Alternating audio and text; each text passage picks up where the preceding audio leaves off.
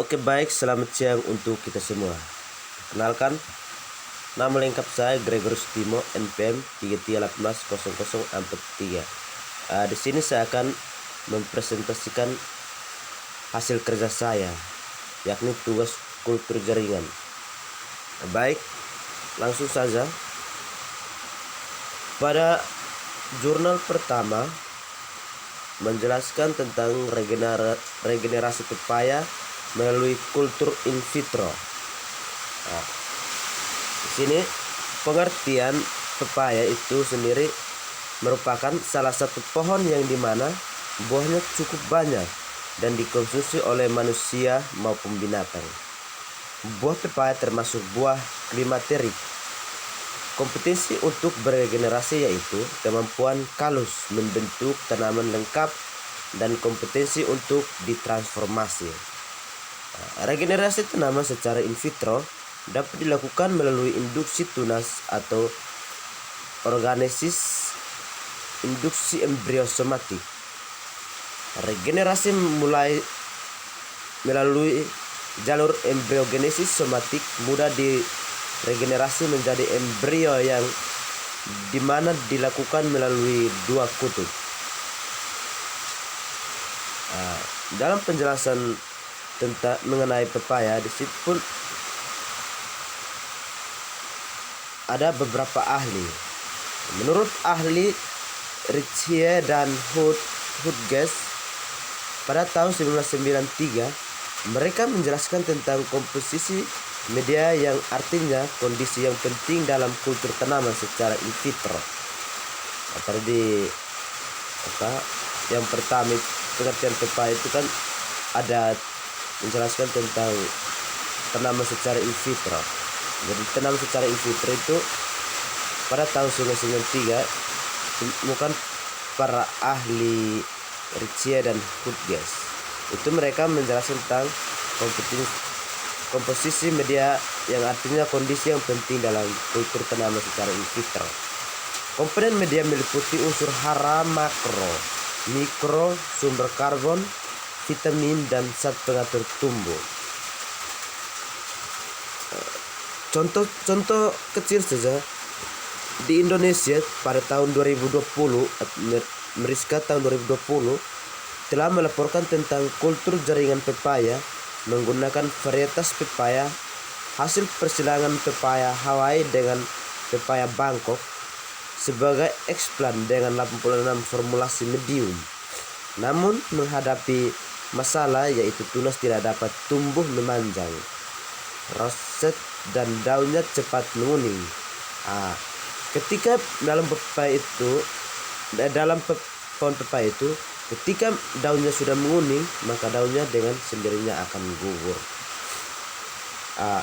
Hasil penelitian yang dapat dilaksanakan tersebut menunjukkan bahwa penggunaan media dasar yang kaya mineral, penambahan sitokinin, konsentrasi rendah, beberapa asam amino serta antioksin menyebabkan tunas dapat memanjang dan daunnya tidak menguning. Media terbaik untuk induksi kalus embriogenik pepaya pada sistem regenerasi beberapa varietas pepaya adalah di sini ada sukrosa 30%, tambah vitamin B5 tambah 2,4D 20 mg. Sedangkan untuk produksi embrio somatik dewasa dan bibit somatik adalah sukros itu hanya terdapat 2% saja, Ba 0,4. Dari sistem regenerasi tanaman pepaya secara kultur in vitro yang optimal dengan mendapatkan media terbaik, yaitu yang pertama itu aklimatisasi tanaman di rumah kaca, yang kedua regenerasi kalus membentuk struktur embrio somatik, dan yang ketiga sistem perakaran tunas in vitro. Oke baik, kita lanjut pada slide yang berikut itu. Persiapan eksplan. Bahan digunakan sebagai eksplan untuk diskusi kalus embriogenik adalah embrio muda dari biji pepaya muda varietas burung. Biji diambil dari buah pepaya muda, kemudian biji direndam dalam larutan fungisida atau benlaten 0,5 mg per 1, digojok selama 1 jam. Yang kedua, induksi kalus embriogenik. Embrio sigotik diisolasi dengan membelah biji pepaya dalam laminar airflow dan ditanam pada media induksi kalus. Embrio sigotik mudah dilakukan pada tempat perlakuan media, yaitu media dasar dengan 2 taraf formula, 1/2 dan 1 formula, dan 2 taraf 2,4D atau 5 dan 10 mg per 1. Lanjut pada yang ketiga, regenerasi kalus membentuk struktur embriosomatik. Regenerasi kalus membentuk struktur embriosomatik menggunakan 3 perlakuan media regenerasi, yaitu menggunakan media dasar yang dikombinasikan dengan 3 jenis vitamin, tanpa vitamin, vitamin S, dan vitamin Morel dan Wetmore. Masing-masing media diperkaya dengan penambahan GA3 0,5 mg per 1 tambah kinetin 0,1 mg per 1. Dan yang berikut, perakaran tunas in vitro. Perakaran tunas in vitro dikulturkan menggunakan 4 perlakuan media perakaran, yaitu menggunakan media dasar dengan 2 taraf formula atau 1/2 dan 1 formula, dan diperkaya dengan 2 kombinasi penambahan, yaitu paclobutarsol. Di sini ada gambar dari A sampai I ini. Di bagian A itu biji pepaya muda atau dengan kata lain sumber eksplan embrio muda. Yang bagian B kalus embriogenik, dan yang C itu kalus non embriogenik. D kalus yang membentuk tunas. E perakaran tunas in vitro. F tunas in vitro yang berakar sempurna. G aklimatisasi tanaman dengan sungkup plastik. H tanaman di media aklimatisasi. Dan yang terakhir I tanaman hasil aklimatisasi di rumah kaca. Baik, sekarang kita akan lanjut pada jurnal yang kedua, itu menjelaskan tentang multiplikasi tunas tanaman melinjo melalui kultur in vitro. Di sini tanaman melinjo atau Gentum gnemon adalah salah satu tanaman pangan yang banyak digemari masyarakat. Bagian dimakan adalah daun muda, bunga, dan buah muda. Buah yang sudah tua dimanfaatkan untuk makanan kecil berupa rebusan, keripik, atau emping melinjo. Kultur in vitro merupakan salah satu teknologi yang dapat digunakan untuk membantu pengadaan bibit. Teknologi tersebut telah terbukti dapat mengatasi permasalahan pengadaan bibit skala luas, antara lain pada berbagai tanaman tahunan berkayu, atau antara lain tanaman hutan, perkebunan, dan tanaman buah-buahan. Tanaman melinjo ini merupakan salah satu tanaman tahunan. Berarti dalam jurnal kedua ini multiplikasi tunas tanaman melinjo melalui kultur in vitro.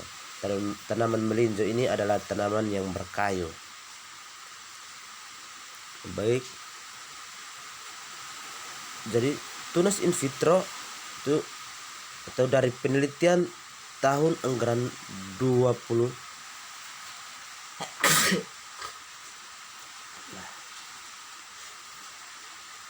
yang dikulturkan kembali pada media multiplikasi umumnya dapat tumbuh baik, hanya responnya berbeda tergantung perlakuan formulasi media. Pada media dasar WPM antara BA 0,5. Pada media Anderson ini teman-teman. Pada media Anderson dengan pemberian BA dan Thidiasuron umumnya hasilnya lebih baik dibanding dengan media WPM.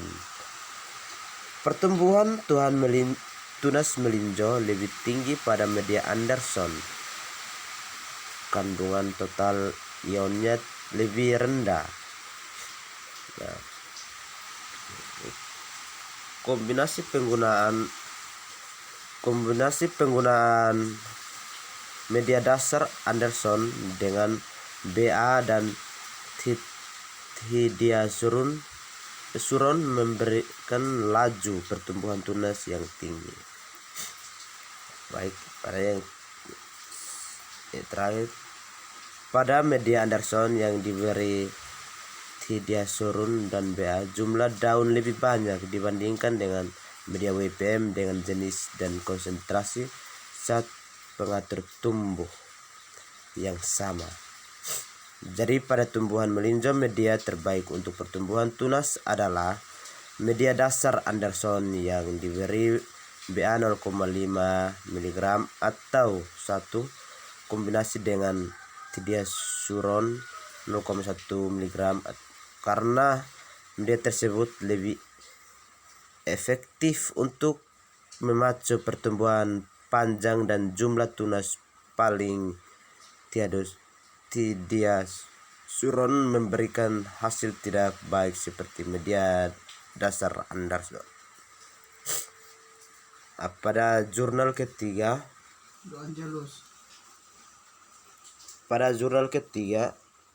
perkembangan teknik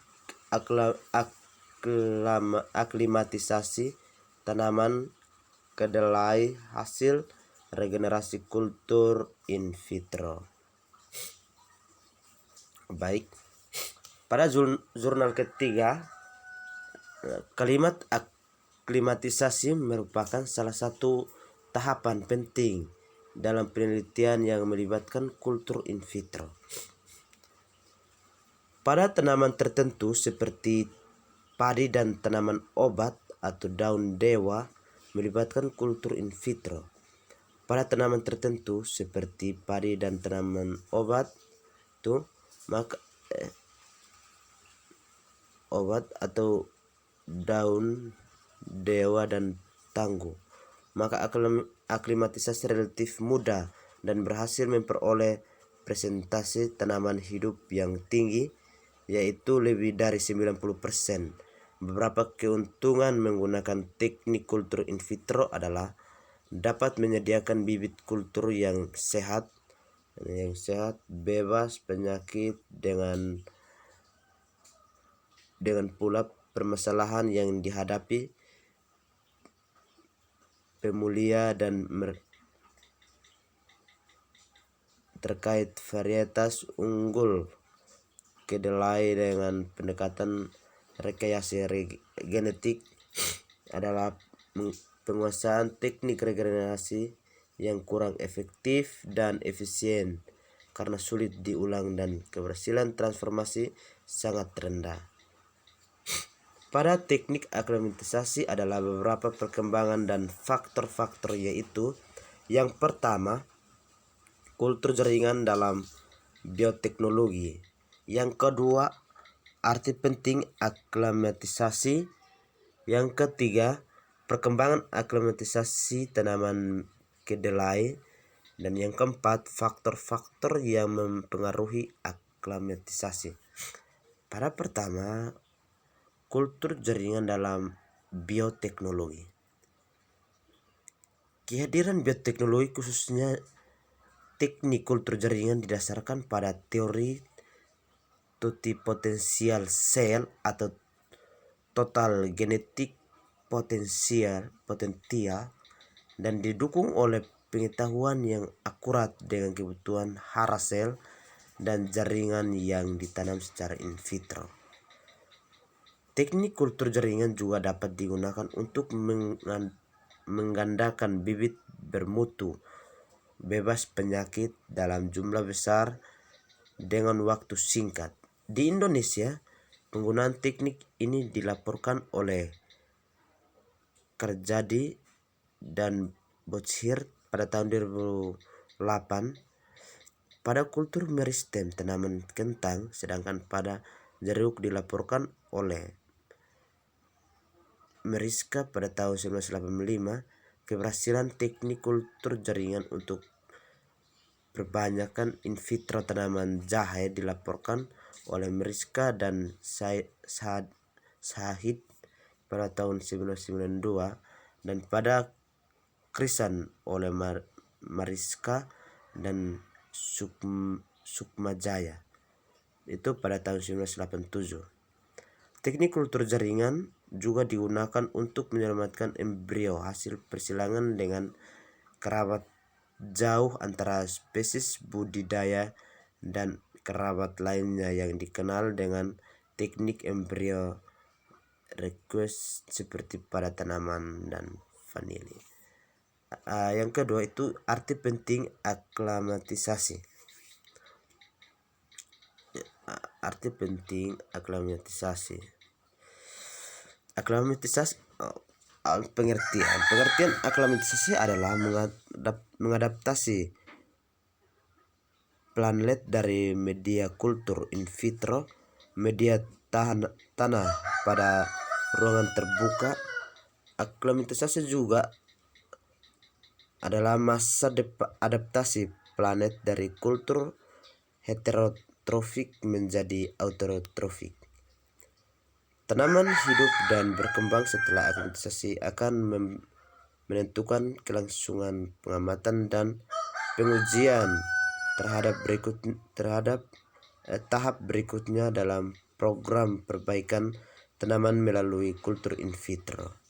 Setiap planlet atau benih somatik yang dihasilkan merupakan individu baru. Dengan demikian, keberhasilan aklimatisasi merupakan salah satu tindakan penyelamatan plasma nutfah yang tak ternilai.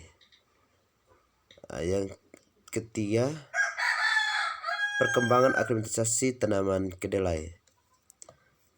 Beberapa jenis tanaman diperbanyak melalui teknik in vitro. Hasil diaklimatisasi dengan mudah seperti padi, daun dewa, dan tanaman tangguh.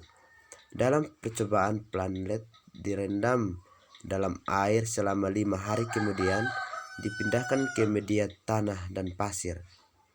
Percobaan tersebut berhasil memperoleh beberapa tanaman hidup dari planlet hasil regenerasi biasa atau non-transgenik. Percobaan aklimatisasi kedelai diulang dengan bibit hasil regenerasi in vitro biasa dan hasil transformasi dari 2 kultivar kedelai Willis dan tidar melalui sistem hidroponik. Namun tingkat keberhasilan percobaan tersebut sangat rendah, yaitu untuk planlet non transformasi 10% dan planlet hasil transformasi 0,1%. Dan yang terakhir, faktor-faktor yang mempengaruhi aklimatisasi. Faktor yang mempengaruhi aklimatisasi adalah yang pertama, ukuran bibit. Ukuran bibit kultur mempengaruhi keberhasilan aklimatisasi tanaman kedelai. Penggunaan bibit kultur yang kurang vigor menyebabkan tanaman banyak yang mati. Kedua itu akar. Salah satu faktor yang sangat menentukan keberhasilan aklimatisasi adalah perakaran. Akar yang makin banyak dan panjang akan meningkat bidang serapah hara. Media. Yang ketiga itu media. Pardalet al 1997 melakukan aklimatisasi kedelai dengan merendam planet dalam botol berisi air selama 5 hari dan selanjutnya dipindahkan ke media tanah dan pasir. Yang keempat, kelembapan udara. Tanaman hasil kultur jaringan memerlukan kelembapan udara yang tinggi karena lapisan kutikula pada daun masih tipis. Stomata belum berfungsi secara normal dan hubungan jaringan pembuluh batang dan akar belum sempurna. Dan yang terakhir, infeksi penyakit. Kematian bibit kultur sering disebabkan oleh serangan hama atau penyakit, maka kondisi lingkungan tumbuh yang kurang steril dapat menyebabkan akar atau batang bibit terserang hama. Dari ketiga jurnal tersebut, saya menyimpulkan yang pertama itu pepaya atau cerica pepaya merupakan buah yang banyak dikonsumsi dan termasuk buah klimaterik di mana buahnya cepat masak ketika dipanen.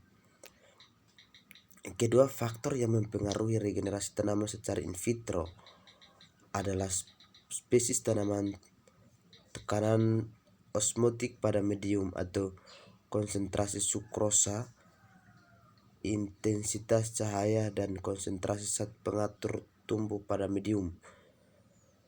Yang ketiga, melinjo merupakan tanaman berumah dua atau ada yang hermaprodit sehingga bibit yang diperoleh sulit ditentukan jenis kelaminnya. Yang keempat, faktor yang mempengaruhi melinjo tumbuh adalah eksplan yang kemudian dikulturkan pada berbagai media dasar yang mengandung vitamin, sukrosa, dan zat pengatur tumbuh. Yang berikut, aklimatisasi merupakan salah satu tahapan penting dalam penelitian yang melibatkan kultur in vitro atau Husni et al. 204a pada tanaman tertentu seperti padi dan tanaman obat atau daun dewa dan tangguh. Dan yang terakhir, kultur jaringan adalah lapisan kutikula kurang berkembang, jaringan pembuluh akar dan batang kurang sempurna, stomata tidak berfungsi, berukurannya sel-sel palisade daun, dan ignifikasi batang. God bless. Baik, terima kasih. Inilah hasil presentasi saya. Kurang lebih saya minta maaf. Terima kasih.